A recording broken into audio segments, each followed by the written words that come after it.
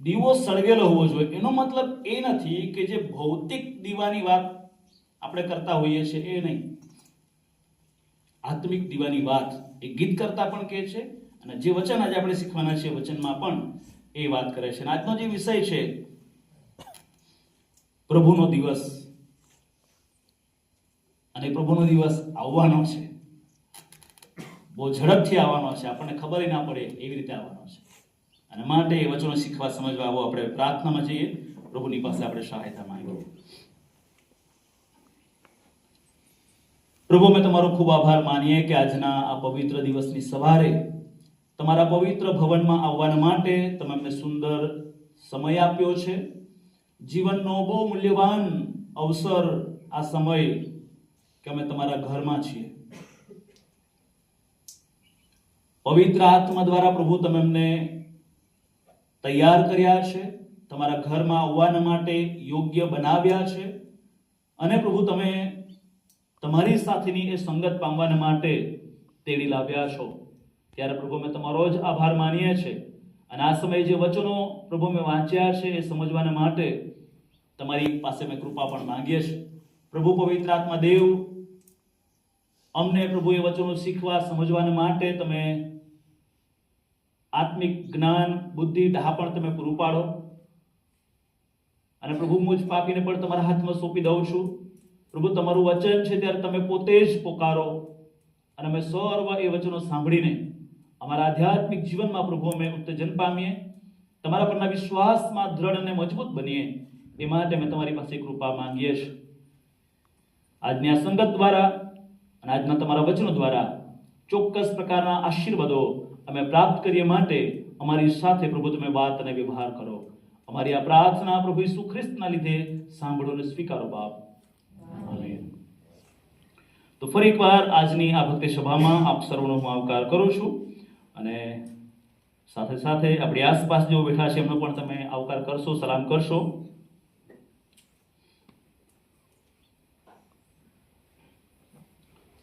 Okay, આગળ પાછળ આજુબાજુ બધાને સલામ કરી લેશો. આ જે વચનો છે એ વચનની અંદર તમને કદાચ 4 એવા શબ્દો છે એના પર તમારી નજર જશે. એક તો લખવામાં આવશે કે બાંધેલી કમર, બીજો શબ્દ છે સળગેલો દીવો, ત્રીજો જે શબ્દ છે એ ધણી અને ચાકરની વાત, ચોથો અને છેલ્લી વાત છે એ ઘર ધણી અને દાસની વાત, અને સાથે ચોરની વાત છે. ઘર ધણી ને ચોરની વાત. અને આ જે બાબતો છે એ દ્વારા પ્રભુ મને ને તમને આધ્યાત્મિક રીતે ઉત્તેજન આપવા માંગે છે, સાવચેત રહેવાનો જાણે કે એક કોલ આપવા માંગે છે. મારા તમારા સંબંધી ઈશ્વરની ઈચ્છા શું છે એ જણાવવા માંગે છે. અને માટે બાંધેલી કમર, એ લખવામાં પહેલો શબ્દ છે તમારી કમર બાંધેલી રાખો. ચોક્કસ પ્રકારના હેતુ સાથે આ વાત અહીંયા લખવામાં આવી છે. એ સમયોના અંદર એ ચાકરો રાખવામાં આવતા હતા. ઘરે એ કામ કરવા માટે સ્પેશિયલ માણસો રાખવામાં આવતા હતા. અને એ માણસોને બહુ જ તૈયારી કરવામાં આવે. જે લોકો ચાકરો લે વેચનો વેપાર કરતા હોય એ લોકો ચાકર, સારા ચાકર બનાવવા માટે એ લોકો એવી ટ્રેનિંગ આપતા હોય છે. અને એ ટ્રેનિંગ બાદ એ ચાકરોને લે વેચ થતું હોય અને સારા ચાકરો એ ખરીદવામાં આવતા હોય. જૂના કાળમાં તમે જાણ્યું હશે, યુસુફને વેચવામાં આવ્યો અને યુસુફને લેવામાં આવ્યો. તો એના માટે સ્પેશિયલ ટ્રેનિંગ આપવામાં આવતી હોય, અથવા તો એને ઘરે લાવીને એને તૈયાર કરવામાં આવે કે તમારે ચાકર તરીકે તમારે શું કરવાનું, કઈ રીતે તમારે સેવા કરવાની. અને એના માટે જે એનો યુનિફોર્મ હોય એ સ્પેશિયલ તૈયાર કરવામાં આવતો. તો એ જૂના સમયની અંદર જે તે ઘરમાં ચાકર લાવવામાં આવે, ગુલામ પણ કહી શકાય, અને ત્યાર પછી ચાકરની વ્યવસ્થા થઈ. પહેલા ગુલામી પ્રથા હતી, પછી ચાકર. તો એને સ્પેશિયલ પ્રકારના એક કપડા આપવામાં આવે. એ સમયે તો એવું પણ હતું કે એના હાથની અંદર એક કડા પણ આપવામાં આવે. એ કડામાં એવી નિશાની હોય કે કઈ જગ્યાનો અથવા કયા કુટુંબનો ચાકર છે ખબર પડી જતી. એના કરતા પહેલા જ્યારે ગુલામ રાખવામાં આવતા હતા ત્યારે એ ગુલામ લોકોને એ નાકમાં નથણી પણ પહેરાવવામાં આવતી હતી કે એ ગુલામ છે એવું ખબર પડે. અને એ રીતે એ સેવક, એ ચાકર, એ દાસની વ્યવસ્થા હતી. અને અહીંયા જે લખવામાં આવ્યું છે એ સમયની સંસ્કૃતિ પ્રમાણે જે દાસ હોય, જે સેવક હોય, જે ચાકર હોય, એને હંમેશા પોતાનો કમરબંધ બાંધેલો રાખવાનો. અને કમરબંધથી ખબર પડે કે આ સેવક છે, આ ચાકર છે, આ દાસ છે. આ સેવક સેવાને માટે તૈયાર છે એવું એ બાંધેલી કમર બતાવે. કમર બાંધવું એટલે એ સેવાને માટે એ સમર્પિત છે એવું દ્રશ્ય, એવું બતાવવામાં આવે. કમર બાંધેલી હોય એનાથી એ ખબર પડે કે સેવા કરવા માટે તત્પર છે. એનો પોઝિટિવ એ જવાબ, રિસ્પોન્સ એ સામેના વ્યક્તિને, એનો જે ઘરધણી હોય કે એનો જે શેઠ હોય એને મળે કે હા, મારો સેવક મારા માટે તૈયાર છે. અને બહુ સ્ટ્રિક્ટ વોર્નિંગ હતી સેવકોને કે તમારે હંમેશા કમરબંધ બાંધેલો જ રાખવાનો. રાત્રે સૂતી વખતે એ લોકો છોડી મૂકે. જ્યાં સુધી અહીંયા લખવામાં આવ્યું તે પ્રમાણે એ રાત્રે 2 વાગે આવે, 3 વાગે, જ્યારે પણ આવે, જ્યાં સુધી એ ઘરધણીનો હુકમ ના થાય ત્યાં સુધી કમરબંધ એ બાંધેલો જ રાખવાનો. અને એ છે સેવક તરીકેની તૈયારી.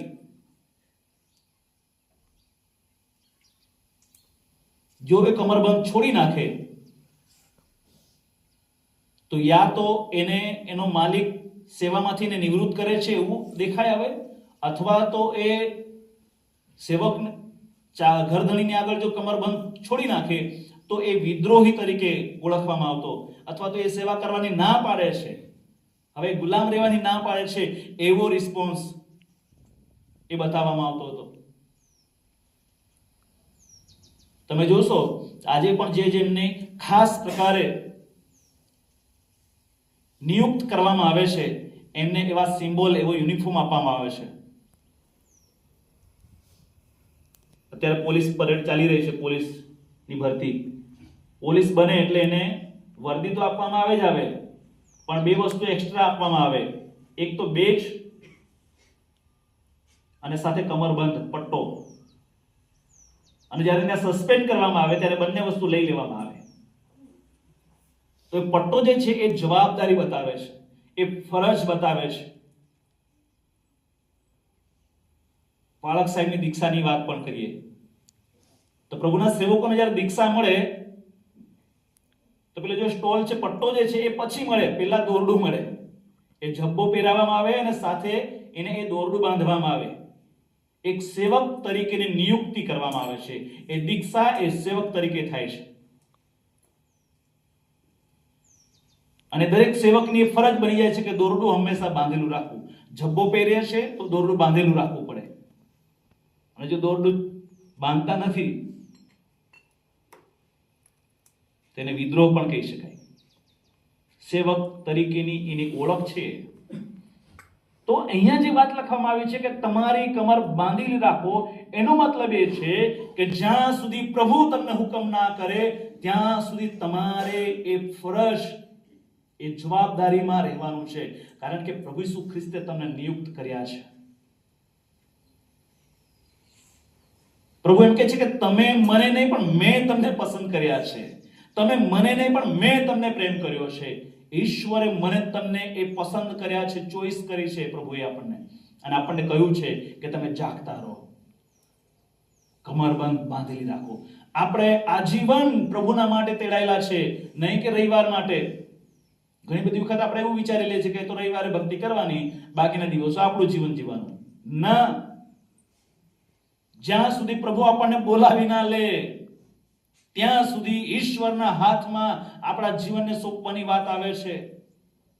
કોઈ ચોક્કસ સમય એ ક્રાઇટેરિયામાં નહીં. પ્રભુ તો આપણને અનંતકાલિક જીવન સુધી તેના બાળકો તરીકે પસંદ કર્યા છે. તો કમરબંધ આ છે કે હું ખ્રિસ્તી છું, એની મારે પૂરેપૂરી સભાનતામાં જીવન જીવવાનું છે. અને ખ્રિસ્તી કોઈ નામથી, બાપ્તિસ્માથી, મંડળીથી નથી થતા, એના જીવનથી થાય છે. એના જીવનથી.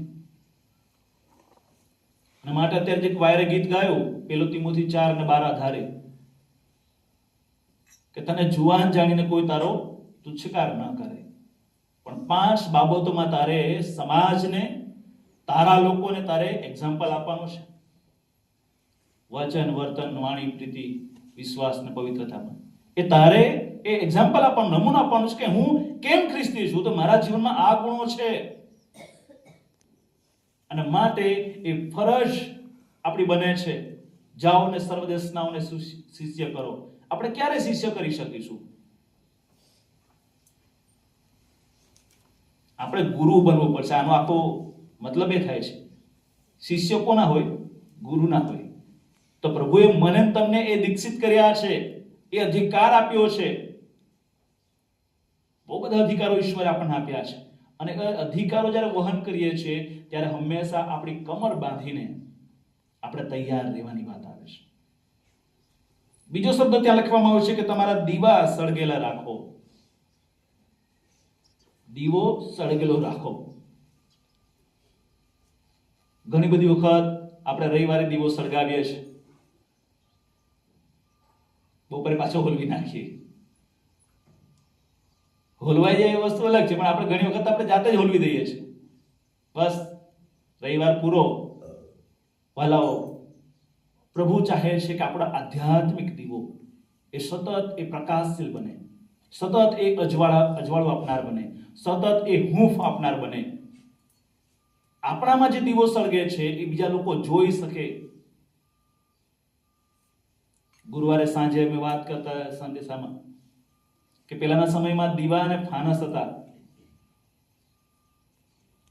જેમણે ફાનસ વાપર્યું હશે એમને ખબર હશે કે એક દિવસે યા બીજા દિવસે ફાનસનો કાચ કાઢીને એને સાફ કરવા પડે.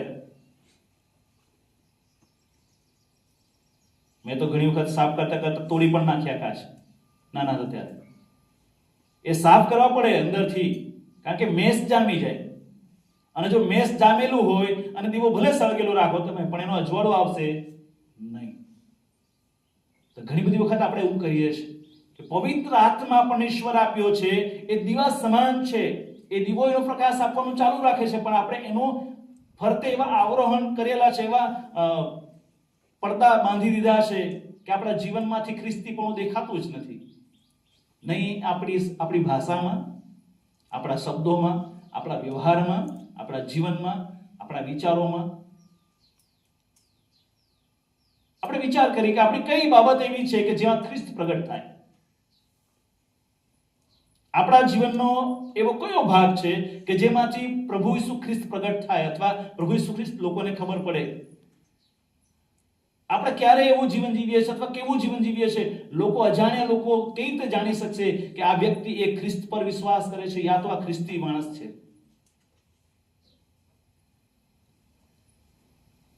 એ આપણે ભૂલી ગયા છે. અને માટે બાઇબલ એવું કહે છે કે તમારી કમર બાંધેલી રાખો, સદા તમે તૈયાર રહો અને દીવો સળગેલો રાખો, કે જેથી કરીને તમે પણ અજવાળું પામશો અને બીજાઓને પણ અજવાળું મળશે. તમે સુખી થશો, બીજા પણ સુખી થશે. આ કમરબંધ અને દીવો, આ બંને વસ્તુ મને તમને ફરજ શીખવે છે. અને માટે પહેલી જે બાબત આપણે શીખવા માંગીએ છીએ એ છે જાગૃત સેવકની વાત. અહીંયા સેવક વિશે, એ દાસ વિશે લખવામાં આવ્યું છે કે જે માણસો પોતાના ધણી લગ્નમાંથી ક્યારે પાછો આવે તેની વાટ જુએ છે. સેવક હંમેશા પોતાના ધણીની વાટ જોનાર હોવો જોઈએ. પછી લખ્યું છે કે જ્યારે તે આવે છે ત્યારે તે તાત્કાલિક તેની સેવાને માટે તૈયાર થાય છે. પછી કહે છે કે તેને સારું દ્વાર ઉઘાડે છે.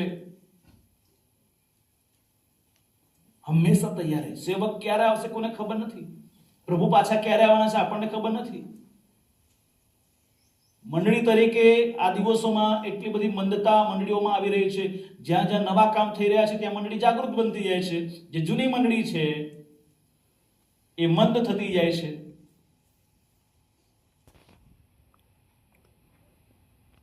વિશ્વાસમાંથી આપણે પડી ભાંગ્યા છે. આપણે એવું કહીએ છીએ કે આપણા જીવનમાં ચમત્કાર નથી થતા, આપણા જીવનમાં પ્રભુના કાર્યો નથી થતા. પ્રભુ તો દુનિયાના અંત સુધી ચમત્કારો કરવા માંગે છે, આપણા જીવનના છેલ્લા શ્વાસ સુધી ચમત્કારો કરવા માંગે છે. આપણે કેટલા તૈયાર છે ચમત્કારના માટે? આપણો વિશ્વાસ કેટલો મજબૂત છે એના માટે? આપણે જાગૃત નથી. આત્મિક રીતે જે આપણે તાલાવેલી હોવી જોઈએ, આપણી જે તૈયારીઓ હોવી જોઈએ, એ તૈયારીઓ નથી. આપણે ફળની આશા રાખીએ છીએ, આશીર્વાદની આશા રાખીએ છીએ, પણ એના માટે જે આપણે કાળજી રાખવી જોઈએ એ તો આપણે રાખતા નથી. એમને એમ આપણે કંઈક કપાસ સારો લડીએ એના માટે એમને થતું નથી. એના માટે કાળજી રાખવી પડે છે. કેટલી મહેનત કરીએ ત્યારે આપણને મળે છે. ઘણી વખત તો એટલી મહેનત કર્યા પછી પણ નથી મળતું. એ ખેડવાથી માંડીને, બિયારણ બી વાવવાથી માંડીને, એને ખાતર પાણી કરવાથી માંડીને, નિંદામણ કરવાથી કેટલો બધો ખર્ચો કરીએ છીએ, કેટલી બધી કાળજી રાખીએ છીએ. એમ આધ્યાત્મિક જીવનમાં હું અને તમે જો ઈશ્વરના આશીર્વાદો પ્રાપ્ત કરવા માંગીએ છીએ, ઈશ્વર તરફનો એ અનુભવ પ્રાપ્ત કરવા માંગીએ છીએ, તો મારે તમારે કાળજી રાખવી પડશે. અને બે પ્રેક્ટિકલ અહીંયા બાઇબલમાં આપેલા છે આજના વાંચનમાં. એક તો તમારી કમર બાંધેલા રાખો, તમે ઓલવેઝ તૈયાર રહો પ્રભુના માટે. પ્રભુ ક્યારે ક્યાં જવાબદારી સોંપશે, કયું કામ તમને સોંપશે નહીં ખબર, કેવા અનુભવોમાંથી પસાર કરશે તમને નહીં ખબર પડે. મારે તમારે હંમેશા તૈયાર રહેવું પડશે પ્રભુના કાર્યના માટે, પ્રભુના માટે, પ્રભુની સેવાના માટે. કમરબંધ બાંધેલું રાખવો પડશે. જે આત્માના હથિયારોની વાત છે એ હથિયારોમાં પણ કમરબંધ છે. સત્યનો કમરબંધ. કેમ પ્રભુ કહી રહ્યો છે વારંવાર? એ ફરજ, એ જવાબદારી છે મારી ને તમારી. આપણે પ્રભુને ઓળખી લીધા, પ્રભુએ આપણને ઓળખી લીધા, તો વાર્તા નથી પૂરી થતી. હવે એ જે આશીર્વાદ મને મળ્યો છે, જે પ્રકાશ મને મળ્યો છે, જે પ્રેમ મને મળ્યો છે, જે જીવન મને મળ્યું છે, એ જીવનને મારે આગળ લઈ જવાનું છે. એ આગળ લઈ જવાનું છે. જેમ એક સેલ્સમેન પોતે માર્કેટમાંથી જે તે પ્રોડક્ટ લે છે અને પછી એ પ્રોડક્ટને પૂરું થાય ત્યાં સુધી તનતોડ મહેનત કરે વેચવાના માટે, સેલિંગ કરવાના માટે. પ્રભુએ આપણને મફત જીવન આપ્યું છે અને એ મફત જીવન આપણે લોકોના માટે ઉપયોગી બનવાનું છે. આપણે ભારત સરકારે 108 ની સુવિધા આપણને પૂરી પાડી. બાઇબલમાં માથી 10 અને 8 એ સેવાનો અર્થ લખેલો છે ત્યાં, કે તમે મફત પામ્યા છો, મફત આપો. પ્રભુ હંમેશા મારા તમારા માટેની સારી આશાઓ, સારી અપેક્ષાઓ, ઈચ્છા રાખે છે. પ્રભુ કદી પણ પોતાના બાળકો દુઃખી થાય, ચિંતિત રહે, માંદગીમાં રહે એવું કદી નથી ઈચ્છતા. એક મા બાપ પોતાના બાળક માટે જેમ સારી ઈચ્છા રાખે, એના કરતા પણ સારી ઈચ્છા પ્રભુ આપણી પાસે રાખે છે. અને માટે આપણે જાગૃત સેવક બનવાની જરૂર છે. 10 કુમારિકાઓ હતી. જ્યાં સુધી પ્રભુ નહીં આવ્યા, એ ટકોરો નહીં પડ્યો, ત્યાં સુધી એમાં 2 ભાગ નહીં થયા. જ્યારે પ્રભુનો આવવાનો સમય થયો ને ત્યારે ત્યાં ભાગ પડ્યા. કેમ?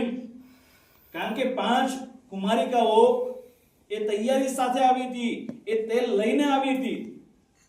જ્યારે 5 કુમારિકાઓ એ તેલ લીધા વગર આવી. જ્યારે મસાલ સળગાવવાની વાત આવી ત્યારે 5 કુમારિકાઓની મસાલ સળગી, કારણ કે એમની પાસે તેલ હતું. અને બાકીની 5 કુમારિકાઓ પાસે તેલ હતું નહીં, માટે મસાલ સળગી નહીં. પ્રભુનું વચન હતું તમારે દીવા સળગેલા રાખો. એના માટે તૈયારી નહીં કરી, માટે ત્યાં ભાગ પડ્યા. માટે ત્યાં ભાગ પડ્યા. આજે આપણે કેટલા તૈયાર છે? રવિવારે બરાબર ચાર્જિંગ કરવામાં આવે છે, પછી ઉતરી જાય છે રવિવારે સાંજ સુધીમાં બધું. આપણે ત્યાં વ્યવસ્થા છે, બીજી પણ ચાર્જિંગ કરીએ છીએ આપણે બુધવારે, ગુરુવારે, શુક્રવારે.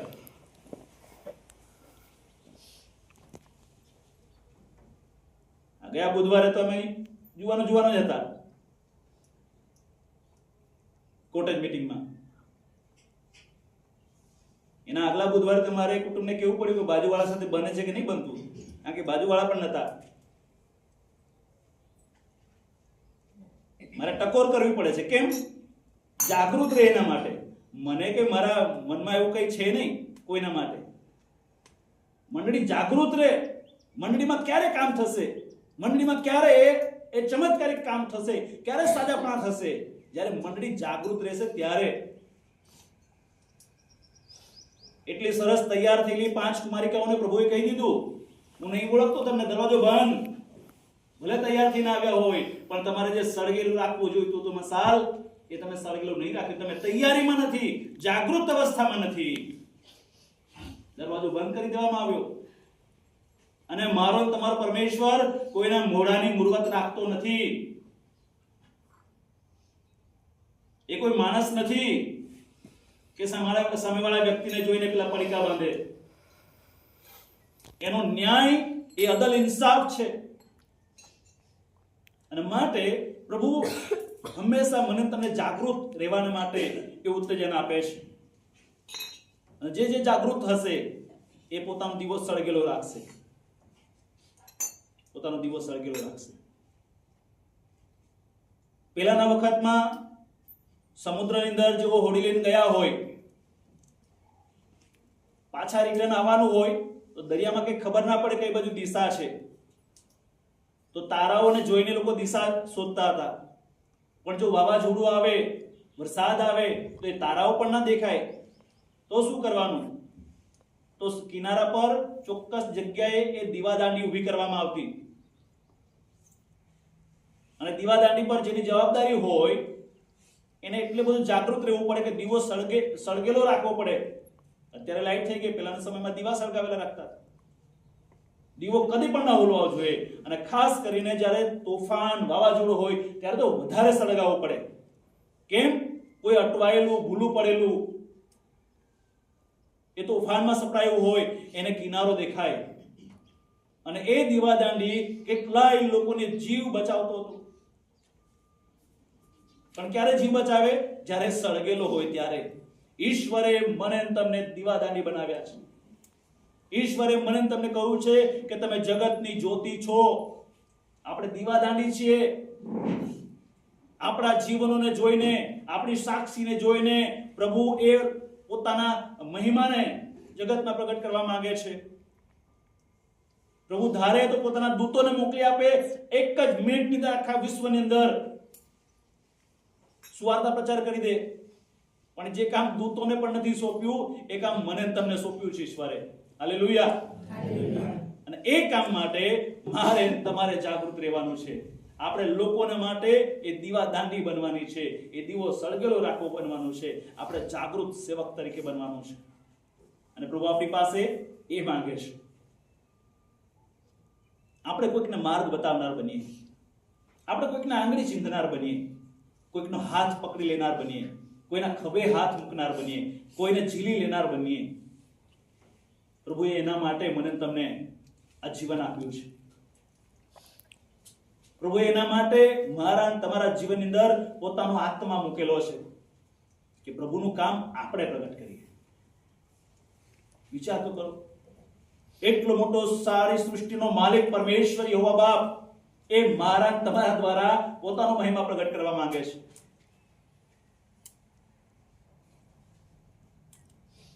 અને માટે દાઉદ એવું કહે છે કે મારા જીવનના બધા દિવસો કરતા તો મારા દેવના મંદિરમાં દરવાન થઈને રહેવું ને એ મારા માટે આશીર્વાદરૂપ છે. પ્રભુના ઘરનો આશીર્વાદ મને તમને મળ્યો છે. અને માટે એ આશીર્વાદ, ઈશ્વરની કૃપા અને ઈશ્વરના અદ્ભુત સંગતો દ્વારા આપણા જીવનને સળગેલા રાખીએ. બીજાઓને હૂંફ આપનારા, બીજાઓને દિશા બતાવનારા, બીજાઓના માટે આશીર્વાદનું કારણ બનનારા બનીએ. અને પ્રભુ આપણી પાસે એ માંગી રહ્યો છે. આજે પણ વિશ્વને ખ્રિસ્તી મંડળીઓની પાસે આશા છે. ખ્રિસ્તી લોકોની પાસે આશા છે. આજે પણ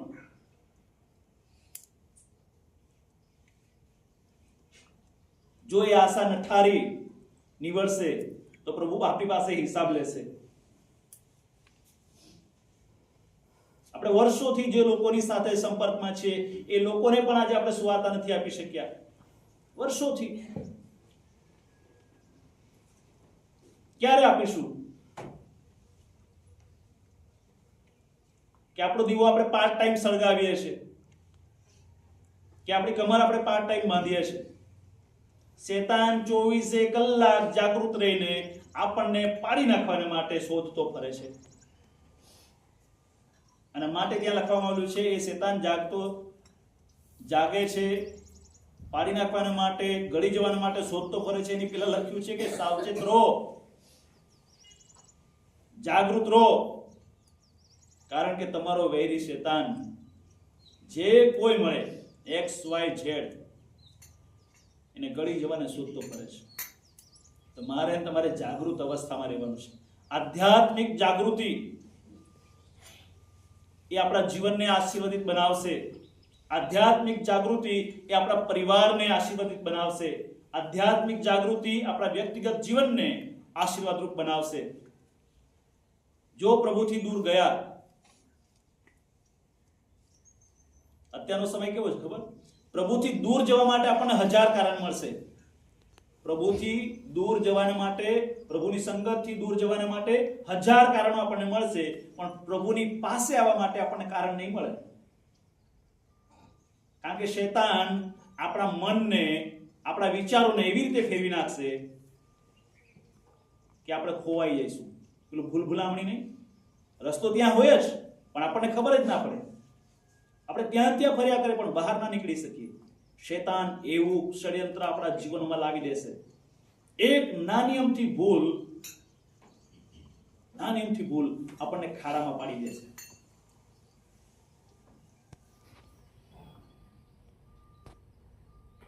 આપણને પ્રભુએ પહેલેથી જ કહી દીધું કે માર્ગ, સત્ય અને જીવન હું છું. આપણને માર્ગ ખબર છે, આપણને સત્ય ખબર છે, આપણને જીવન ખબર છે, અને છતાં પણ આપણે ભૂલ ભૂલામણીમાં ફર્યા કરીએ છીએ. કારણ કે આપણે જાગૃત સેવકની માફક જાગૃત રહ્યા નથી. આપણે દીવો હોલવીને બેઠા છે, આપણી કમર છોડીને બેઠા છે આપણે. અને માટે આપણા જીવનની અંદર જે આશીર્વાદો પરમેશ્વર જોવા માંગે છે એ આશીર્વાદો આપણી પાસે નથી. બીજી જ બાબત ત્યાં તમે જોશો તે લખવામાં આવ્યું છે, એક ઘરધણીની વાત લખવામાં આવી છે 39મી કલમમાં. આપણે આપણા જીવનના ઘરધણી છીએ. આપણે આપણા ઘર, કુટુંબના ઘરધણી છીએ આપણે. અને માટે મારે તમારે જાગૃત રહેવાની જરૂર છે. મને તમને ઈશ્વરે જે કંઈક કબીલો આપ્યો છે, જે કંઈક આશીર્વાદો અને કૃપાદાનો આપ્યા છે, આપણા હિસ્સામાં જે કંઈક ઈશ્વરે આપ્યું છે આપણને, એ હિસ્સાના ઘરધણી આપણે છીએ. જવાબદાર વ્યક્તિઓ છીએ આપણે. અને માટે 39મી કલમમાં લખવામાં આવ્યું છે કે એ ઘરધણી જો જાણતો હોત કે ચોર ક્યારે આવશે તો તે જાગતો રહેત અને પોતાના ઘરમાં ખાતર પાડવા ન દેત. એવા મારે તમારે રહેવાનું છે, જાગૃત રહેવાનું છે. પ્રભુએ બધું જ કહી દીધું છે. બાઇબલની ભવિષ્યવાણીઓ પૂરી થઈ રહી છે. સમયો વિકટ બની રહ્યા છે. આજે તમે જુઓ, જ્યાં જુઓ ત્યાં યુદ્ધ, જ્યાં જુઓ ત્યાં અશાંતિ, ચારે તરફ જાત જાતની મરકીઓ, બીમારીઓ, અને હદ વટાવી દીધું છે. કોઈ જગ્યાએ શાંતિ નહીં મળે. આપણી આવકના પ્રમાણમાં એટલી બધી મોંઘવારી વધી ગઈ છે કે આપણી પાસે આવકના ચોક્કસ સામાન, સાધન, વ્યવસ્થા હોવા છતાં આજે આપણે તંગી અનુભવીએ છીએ. એટલી બધી મોંઘવારી ચારે તરફ વધી ગઈ છે. અને માટે કોઈ પણ કુટુંબ, કોઈ પણ વ્યક્તિ શાંતિથી જીવી નથી શકતું. એવી ભીષમાં આપણે જીવીએ છીએ. અને ભીષના કારણે શક્યતાઓ રહેલી છે કે શૈતાન આપણા જીવનમાં, એ તિરાડમાં, એ છીંડામાં, એ નાના બકોરામાં એવી યુક્તિ કરી જાય અને આપણને પરીક્ષણમાં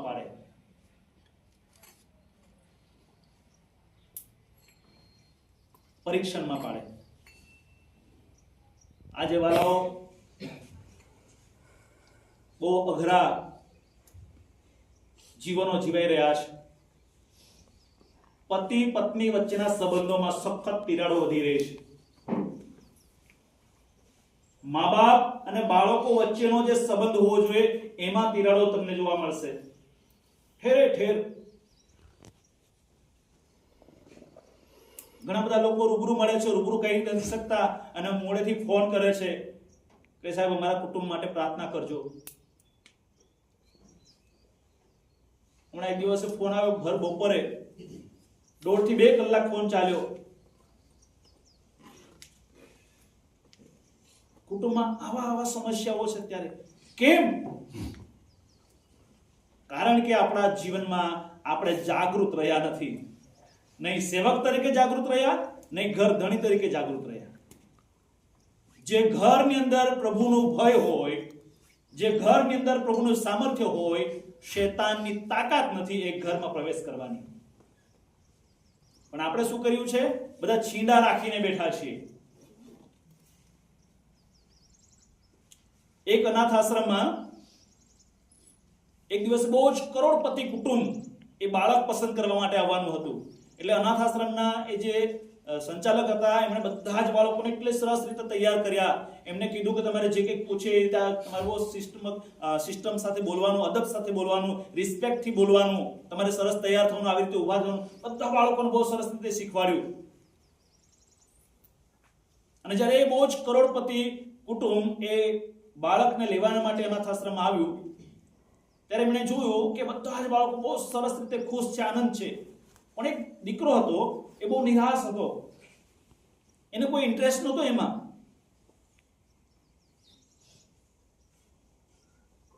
અને એ કુટુંબને એ દીકરાની એ માસુમિયત પસંદ આવી. બધાને હોશ હતો કે કરોડપતિ ઘરમાં હું જઈશ, કરોડપતિ ઘરમાં જઈશ ને હું ત્યાંનો માલિક બનીશ, વારસદાર બનશે. પણ એ દીકરાને એનો કોઈ મોહ નહોતો. અને માટે એ કુટુંબને એ માસુમિયત પર એ લોકો આમ વારી ગયા અને એ દીકરાને પસંદગી કરી. સંચાલકોએ ફરી કીધું કે એ તો નિરાશ રહે છે, હતાશ રહે છે અને બચપનથી એના મા બાપે એને તરછોડી દીધો છે એટલે એ ભૂલી શકતો નથી. તમે એને રહેવા દો, બીજા જે ખુશ છે, સારા છે એમને લઈ જાઓ. એ કુટુંબે કીધું કે ના, મારે એને જ લઈ જવું છે. સરસ કરોડપતિ અને ખ્રિસ્તી કુટુંબ બધા જ પ્રકારના ડોક્યુમેન્ટ તૈયાર કર્યા અને પછી દીકરાને લઈને લોકો ગયા. દીકરાને લોકો પૂછતા કે તને શું જોઈએ છે બેટા? એ એક વસ્તુ માંગે, એની સામે 10 વસ્તુ એની પાસે આવી જાય. કરોડપતિ કુટુંબ. એના માટે બહુ જ મોટો આલિશાન રૂમ સ્પેશિયલ એ બંગલામાં તૈયાર કરવામાં આવ્યો. એની અંદર રમકડાથી માંડીને બધી જ વસ્તુ એને કદી કલ્પના નહીં કરી હોય એવી વસ્તુઓથી એના રૂમને ભરી દેવામાં આવ્યો. દુનિયાભરના મોંઘા કપડા એના માટે તૈયાર કરવામાં આવ્યા. એને કાળજી રાખવા માટે એના માટે એક સ્પેશિયલ સેવક મૂકવામાં આવ્યો. એને છીંક આવે તો એ તાત્કાલિક એને દવા આપવામાં આવે. બધી જ પ્રકારની ફેસિલિટી આપવામાં આવી અને દીકરાને ત્યાં રાખવામાં આવ્યો. અઠવાડિયું થયું ને દીકરો ભાગીને પાછો અનાથ આશ્રમમાં આવ્યો. અનાથ આશ્રમના સંચાલકો ગભરાઈ ગયા. આટલા મોટા કરોડપતિ ઘરમાંથી દીકરો ભાગીને આવ્યો, અમારા અનાથ આશ્રમની રેપ્યુટેશન શું રહેશે? અને એ લોકો પૂછતા દીકરાને, દીકરા શું થયું તને? શું થયું? શું ઓછું પડ્યું ઘરમાં, એ મહેલમાં? દીકરો કશું નહીં બોલે, કશું નહીં બોલે. પેલા કરોડપતિ કુટુંબ એ દોડતું આવ્યું અને એમને ખબર પડી કે અહીંયા છે. એ લોકો આવે, પૂછ્યું દીકરા તને શું જોઈએ છે? તું ખાલી બોલ, તને શું જોઈએ છે? એ દીકરો એટલું જ બોલ્યો, એ ઘરમાં છત નથી. બધા વિચારમાં પડી ગયા. આટલો મોટો આલિશાન બંગલો 2-3 માળનો, અને એમ કે છે કે એ ઘરમાં છત નથી. પાછા પૂછવા લાગે, બેટા છત, આટલા મોટા આલિશાન બંગલામાં તને છત નથી? એ દીકરા એટલું જ કીધું, એ ઘરમાં પ્રાર્થના રૂપે છત નથી. ભલે બંગલો હોય, ભલે જાહો જલાલી હોય, ભલે કરોડો રૂપિયાનું મહેલ હોય, પણ એ ઘરમાં પ્રાર્થના નથી. ત્યારે કરોડપતિ કુટુંબને ખબર પડી કે ખરેખર આપણા ઘરમાં છતની જરૂર છે. એ જ દિવસથી એ લોકોએ કમિટમેન્ટ આપ્યું દીકરાને કે બેટા આપણે રોજ સાથે મળીને પ્રાર્થના કરીશું, સાથે મળીને બાઇબલ વાંચીશું. આપણા કેટલા કુટુંબોમાં પ્રાર્થના થાય છે, બાઇબલ વંચાય છે? આપણી નબળાઈ આપણે નથી જોતા. આપણને તો સારા મોટા આશીર્વાદો જોઈએ છે, રેડીમેડ જોઈએ છે, હેન્ડમેડ જોઈએ છે. હું કહું એટલે પ્રભુએ આપવું જ પડે. અરે પણ એ આશીર્વાદ માટે આપણે કેટલા તૈયાર છીએ? આપણે પોતાની જાતને આપણે તૈયાર કરીએ એ આશીર્વાદો માટે કાબેલિયત થઈએ, આપણે કાબેલ થઈએ. માલાખી 3:10 કહે છે કે તમે પારખું કરી જુઓ, તમારા ભર્યાપૂરા આશીર્વાદો એ દશાંશો પ્રભુમાં મંદિરમાં લાવો અને પારખું કરો કે તમારા માટે આશીર્વાદ આપવાના માટે આકાશની બારીઓ ખોલી નાખશે અને તમારી પાસે સમાવેશ કરવાની પૂરતી જગ્યા નહીં હોય એટલા આશીર્વાદ ઈશ્વર તમને આપશે. આપણને ઈશ્વર ચેલેન્જ આપે છે. પારખું કરવાને માટે પરમેશ્વર આપણને તક આપે છે. આપણે એમાં પણ નિષ્ફળ જઈએ છીએ. આપણને ડાયરેક્ટ જ આશીર્વાદ જોઈએ છે. હમણાં મોબાઈલમાં એક સરસ કોમેડી રીલ મેં જોઈ. ખેતરમાં વાવવા માટે લોકો તૈયારી કરતા હતા. પેલા વહુ હતા ને એને વિચાર આવ્યો કે કંઈક નવું કરીએ. એ તો વહુ તો ઘઉં દળાવીને ડાયરેક્ટ લોટ જ વાવી દીધો. આખા ખેતરમાં લોટ જ. એટલા સાસુ ને પેલા પતિ કે આ શું કરે છે ગાંડી? તે કહે છે કે આપણે ઘઉં વાવીશું, પછી ઝાડ નીકળશે ને ક્યારે પાછું કાપીશું, ક્યારે પાછું એને સાફ કરીશું, ક્યારે દળીશું, ક્યારે રોટલી બનશે. ડાયરેક્ટ લોટ વાવી દે તો લોટ જ લાવીએ ત્યાંથી. આપણે આવું કરીએ છીએ, મૂર્ખામી કરીએ છીએ.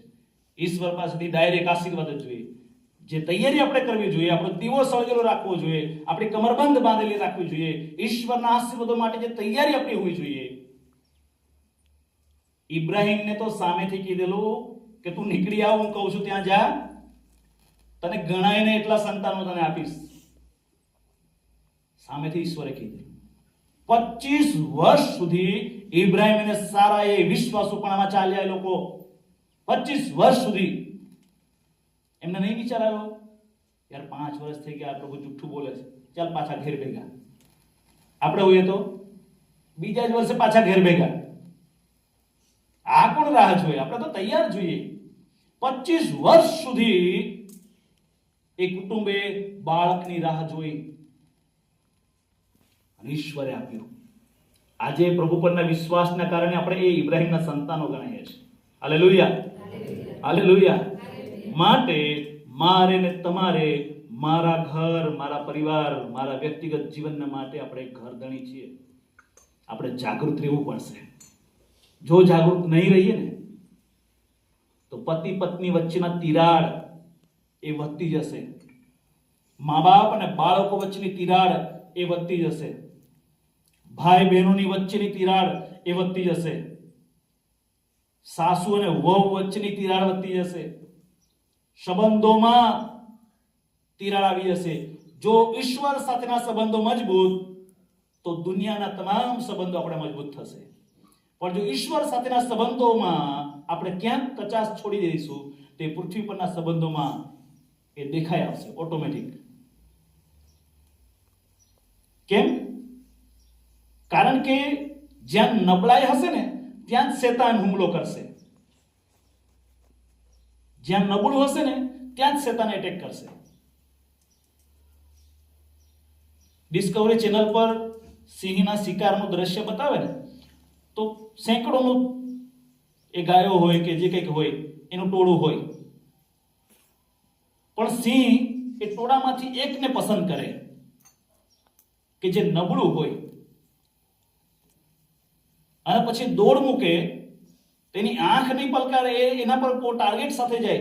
એ બધાની વચ્ચે ભલે ના ગમે ત્યાં હોય, એ મોટા મોટાના વચ્ચેથી નીકળી જશે, પણ એ જે ટાર્ગેટ જે નબળું છે એ નબળાને પકડશે અને એ શિકાર કરશે. શૈતાન એક્ઝેક્ટ એ કરે છે. જો આપણા આત્મિક જીવનમાં આપણે નબળા પડ્યા, શૈતાન આપણને પકડી લેશે. અને પકડવાની સ્ટાઇલ એની બહુ બધી છે, ઘણી બધીની સ્ટાઇલ છે જે આપણે કલ્પના ના કરી હોય. એટલી બધી આયોજન, એટલી બધી યુક્તિઓ શૈતાન પાસે છે આપણને પાડી નાખવા માટે.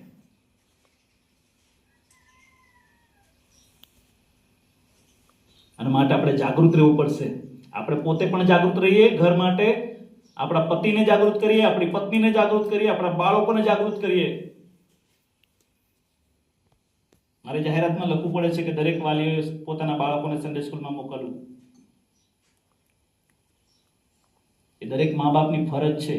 પોતાનું બાળક બીજે બધે રમવા જાય, બીજે બધું કરવા જાય, એના કરતા બાઇબલના વચનો શીખે એ બહુ જરૂરી છે.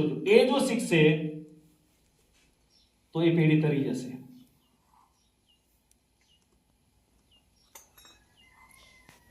આજે ફરી વાર કહું છું, તમારા બાળકોના એ જન્મ દિવસોમાં કે સારા દિવસોમાં બીજું કંઈ નહીં આપો તો વાંધો નહીં, બાઇબલ ભેટમાં આપજો, ઈશ્વરનું વચન આપજો. તમારા બાળક પાસે જો વચન લેવાનું થાય તો એ વચન એ લેજો કે બેટા ગમે તે થાય દેવળમાં જવાનું, સંગતમાં રહેવાનું. એને કહેવાય જાગૃત ધણી. અને વાલાઓ, આજે આપણે જાગૃત બનવું પડશે. સમય બહુ ઝડપથી વીતી જાય છે. 2025 વર્ષ 25 પૂરું થઈ ગયું, 26 નો એક મહિનો પૂરો થઈ ગયો, બીજો અડધો થઈ ગયો. આ વર્ષ પૂરું થતા વાર નહીં લાગે. બહુ ઝડપથી સમયો જઈ રહ્યા છે. અને માટે વાલાઓ, આ સમયોમાં પ્રભુના આવવાનો સમય એ પાકી ચૂક્યા છે. પ્રભુનો દિવસ જ્યારે આવશે ત્યારે આપણે પછી ગામમાં કે શહેરમાં તેલ શોધવા નીકળીશું તો લોકોએ આપણને મૂર્ખા ગણશે ને આપણે પોતે મૂર્ખા સાબિત થઈશું. માર્ક 13મો અધ્યાય ને તેની 5 થી 8 કલમમાં લખ્યું છે કે સમયો બહુ જ ટૂંકા છે, બહુ સમય નજીક આવી ચૂક્યો છે. બાઇબલમાં લખ્યું છે કે જ્યાં 2 દળનારી હશે એમાંથી એક લઈ લેવામાં આવશે. ખેતરમાં 2 જણા હશે ત્યાંથી એક લઈ લેવામાં આવશે.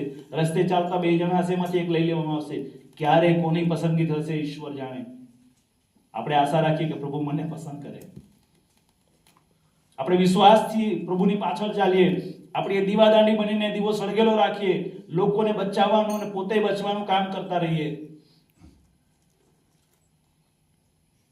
પ્રભુ બહુ જ મહિમાનું પાત્ર આપણને બનાવવા માંગે છે. સમય ક્યારે આવશે કોઈ ખબર નહીં, ઓચિંતો સમય આવશે. અને માટે વાલાઓ, આપણે જાગૃત રહીએ, જાગૃત રહીએ. રમતા રમતા મરણો થાય છે. રમતા રમતા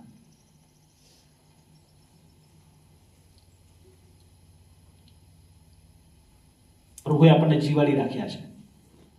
આપણે હયાત છીએ હજુ. એનો મતલબ કે પ્રભુ હજુ આપણી રાહ જુએ છે. પ્રભુ હજુ આપણને તક આપે છે. આપણે પ્રભુમાં આશીર્વાદિતો છે કે આપણને હજુ તક મળી રહી છે. ઘણાને તો વાલાઓ આ રવિવારની સંગતની તક નથી મળતી. અરે કોટેજ મીટિંગની તક નથી મળતી. આપણને બધું જ મળે છે. શા માટે આપણે નિરાશ રહીએ? શા માટે આપણે હતાશ રહીએ? શા માટે આપણે બેધ્યાન રહીએ? વાલાઓ, પ્રભુ બહુ જ પ્રેમ કરે છે, બહુ જ પ્રેમ કરે છે. એ પ્રેમને એકવાર પકડી લઈએ અને એક તક ઝડપી લઈએ કે આપણે પણ પ્રભુને પ્રેમ કરતા થઈ જઈએ. આપણી કમર બાંધીને તૈયાર થઈએ. આપણા દીવા આપણે સળગેલા રાખીએ અને આધ્યાત્મિક રીતે પ્રભુને આપણે તૈયારી બતાવીએ કે જેથી કરીને પ્રભુ આપણા જીવનમાં તેના આશીર્વાદ આપે. શીખવા સમજવા પ્રભુ આપણને કૃપા આપે. આમેન. પ્રાર્થના કરીએ. અમારા સ્વર્ગીય પિતા અને પ્રેમાળ પ્રભુ, તમારો ખૂબ આભાર માનીએ છીએ આ સમયને માટે. કારણ કે પ્રભુ, તમે અમારા પર બહુ જ પ્રેમ કરો છો. તમે આજે અમને જણાવી દીધું છે કે તમારી કમરો બાંધેલી રાખો અને તમારા દીવા સળગેલા રાખો. પ્રભુ, અમે ઘણી બધી વખત અમારા પોતાના માટે વિચારીએ છીએ અને અમે અમારા દીવા સળગેલામાંથી હોલવી નાખીએ છીએ. અમારે સતત તૈયાર રહેવું જોઈએ, પણ અમે નબળા માલુમ પડીએ છીએ અને શેતાન અમારા જીવનમાં આવીને ફાવી જાય છે. અને એના કારણે જીવન વ્યવહારમાં અમારે જે ન કરવું જોઈએ એ જ અમે કરી બેસીએ છીએ. પ્રભુ, આજે પણ અમારી મંડળીઓમાં વ્યસનોનું ચલણ વધતું જાય છે, ગેરરીતિઓનું ચલણ વધતું જાય છે. એ પોલિટિક્સનું ચલણ વધતું જાય છે. મંડળીઓમાં જાત જાતના પ્રશ્નો ઊભા થઈ રહ્યા છે, કારણ કે પ્રભુ અમે જાગૃત રહ્યા નથી. કારણ કે પ્રભુ અમારા દીવા જે અમારે સળગેલા રાખવા જોઈએ એ અમે સળગેલા રાખ્યા નથી. એ પ્રકાશને અમે ઢાંકી દીધો છે. અને માટે પ્રભુ તમારી પાસે આજે અમે માંગીએ છીએ કે અમારા જીવનને ફરી એકવાર તમે તક આપો. ફરી એકવાર તમે અમારા જીવનને સુધારો અને સમારો. અમારા કુટુંબમાંથી જે વાલાઓ એ વિશ્વાસમાંથી પડી ભાંગ્યા છે પ્રભુ, તમે એમને સદબુદ્ધિ ઢાપણ આપો. એમની સાથે પ્રભુ તમે વાત અને વ્યવહાર કરો. પવિત્ર આત્મા દ્વારા પ્રભુ તમે એમને એ સમજાવો.